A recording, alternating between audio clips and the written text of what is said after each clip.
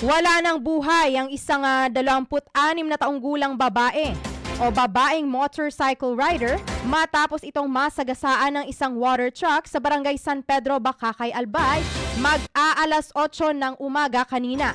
Batay sa ulat ng Bacacay Municipal Police Station, binabaybay ng biktima at water truck ang parehong linya sa nasabing kalsada.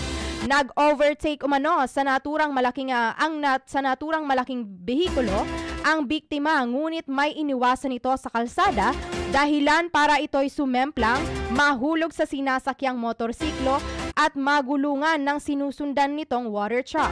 Lumalabas din sa investigasyon na walang suot na helmet ang biktima nang mangyari ang aksidente. Samantala, nasa pangangalaga naman sa ngayon ng Bacacay MPS ang driver ng truck para sa kaukulang disposisyon.